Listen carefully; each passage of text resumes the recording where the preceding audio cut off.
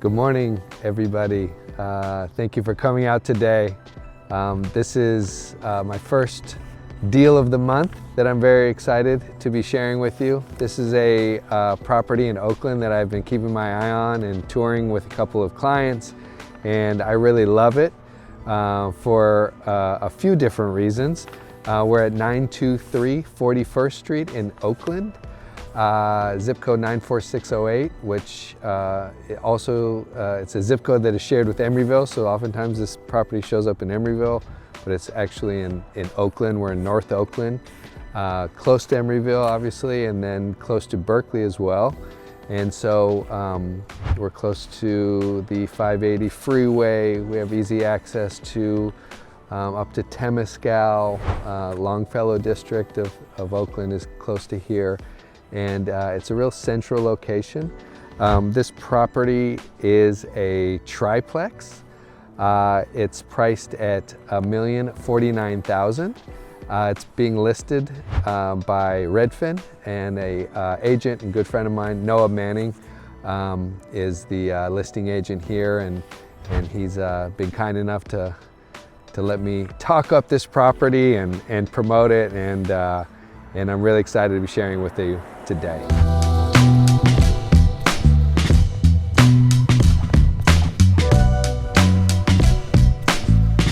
So a few features that I love about this property I can explain pretty quickly here. All three units have their own water meter. So you can see that out here on the curb. This is how they're separated. So it's just something to look for when you're looking at multi-unit buildings. Is the water, is it one common water meter, or is each unit separated? So that's one thing I like a lot. Primary reason is because there's a possibility of dividing this unit up into TIC units and selling them individually over time. And so it's a way to separate utilities that's already done, that's really kind of clean and nice to do. And so that's one piece that I like. There's also three addresses, so it's 923, 925, and 927. Again, another kind of easy way and clean way to divide up the units. A, B, and C is fine as well, but I do like having individual addresses like that. Parking lot here, so there's 4 parking spaces, 2 on the side here, 1 in front, and then 1 in the actual garage. So that's great. So all the units have parking. They're all 2-bedroom, 1 bath. Similar in that sense, roughly the same size, although I think this unit in front is a little larger. 3 gas meters. Let me take you upstairs to a aspect of this building that I think is really interesting. So we're going to go up here. This stairwell is along the garage, along the side of the garage here.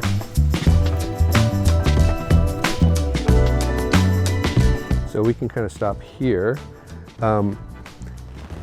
This is kind of an odd layout here, but this is just essentially a roof, and the unit in the back has a kind of egress back there. And essentially, this is space that I believe you can kind of develop over time, right? You can add a 4th unit to this building. You can extend that unit to be a much larger unit. So it's just interesting space for kind of a real add value play here, which I always like. I'm always looking for something that I can add to, build onto, and add value over time. So there's, like I said, there's this unit. Basically, this unit has full access to this garage. This is not a shared garage space. And then we can, let's take a walk to the back, because that's where the entrance is to the other 2 units that are at the back. So.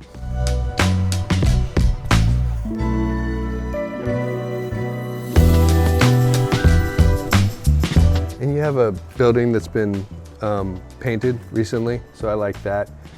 They did have some waterproofing issues that they've addressed, so that's great. You have buildings on a perimeter foundation, raised. So concrete perimeter foundation, a wood framed building. The foundation is in good shape. It's not perfect, but it's in good shape. This building was built in 1963, and so you have rebar in the concrete here, and you have the newer design foundations that are essentially kind of what we use today. There's some seismic reinforcing down there, maybe not perfect, but it's in good shape.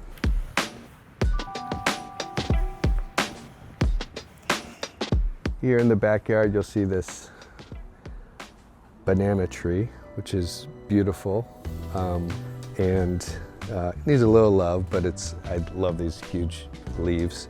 Provides a nice, like, kind of tropical ambiance here in the backyard. You also saw some of those in the front there. So in the back, you have a shared yard. So I always like that. I always like buildings to have some outdoor space that people can use and enjoy. There is a storage space here used by tenants. And this is just terrific back here. It's a bit of a little oasis, and there's some hanging lights, strung lights here, and I'm imagining the tenants enjoy this space quite a bit.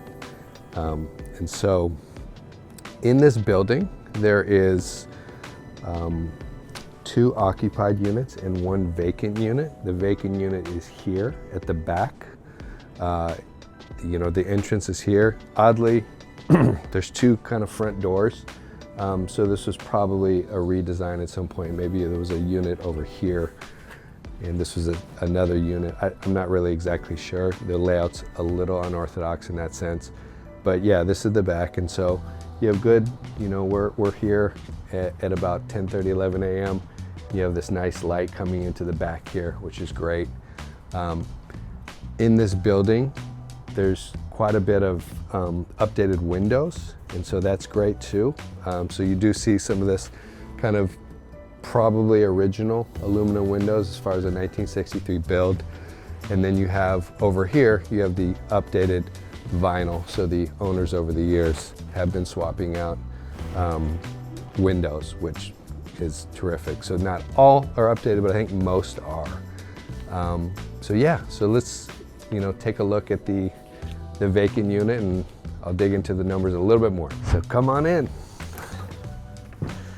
So you enter here directly into the kitchen. Like I said, there's another kind of front door. So there's some updates. See, these countertops have been updated. Some things should be updated.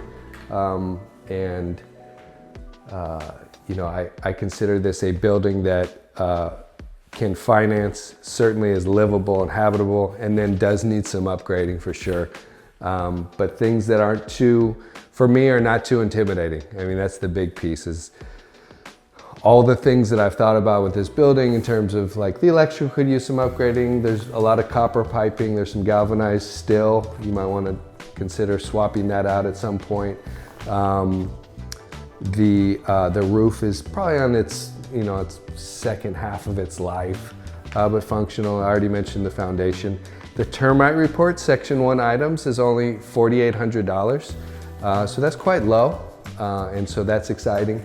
But anyway, back to this unit. I love, you know, you have this big window here, which is great, so you're letting in a lot of light. Here's the original, which I'm fairly confident are the original hardwood floors. So I love that. They could use a refinishing, pretty cheap to do that. You have a wall heater here, which is fine. So there's not central heat throughout the building, but these wall heaters tend to be fine for these relatively smaller units. So come on in here. Here you have a, you know, standard bathroom. Again, could use some upgrading for sure, but it's fully functional and pretty easy to update. And you have a washer dryer in the bathroom, which I really love for tenants and for owner occupants as well. So all the units in the building have washer dryers. So that's a major selling point when you're renting a unit. If you can offer it with a washer dryer in unit, it's like, it separates you for sure in terms of desirability to rent, and they rent much faster. So you're offering parking and a washer dryer, 2 of the biggest kind of amenities that people are looking for. So I love that. So here you come into the first bedroom, pretty standard, you know, self-explanatory room, but good size, totally fine. could have roommates in this unit. You could have single people, couples, whatever, any kind of configuration. You have a linen closet here. And second bedroom, this bedroom feels a little bigger, so it's a little, it just has more size to it. And it's nice, it's nice. So this building, so yeah, you can move into this unit. The way it's priced and the way I think about it is it's largely a kind of owner-occupant building. And I'll kind of explain that more in the next step here. So as I was mentioning, for me, this is more of an owner-occupant building. This is in line with why, one of my other episodes was about why a fourplex is the perfect home as a starter home, as the first home. So same thing here, triplex. I think this is a great place to move into and be in for 5 to 10 years. And the goal for that situation for me is to live in the unit, beat the market in terms of what it would cost for you to be in a single family home. So your monthly cost is a lot lower, and stay here, fix up the building. Like, this is a 1963 building. This is very kind of like straightforward, simple construction. You see a lot of like right angles.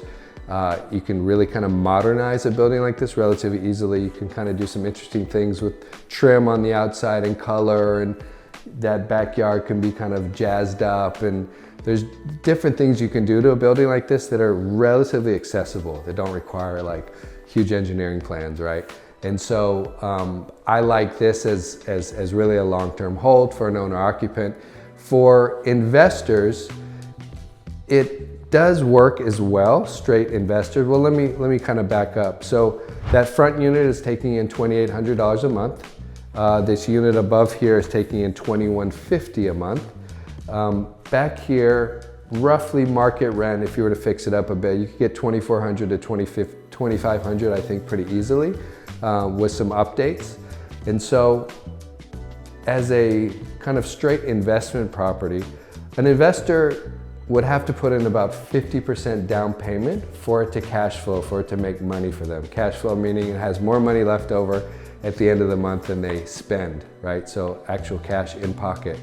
In order to do that, you need to be about 50% down. So in this building, you'd be at $525,000 down. That's quite a bit for a smaller building. And so like investors are kind of like, there's probably something else I could do with my money. And I think, but where I think it shines is for an owner occupant. And so like thinking about the numbers, a standard residential loan, homeowner loan on this property, conventional financing, 20% down. So you'd put a little over $200,000 down for 20%.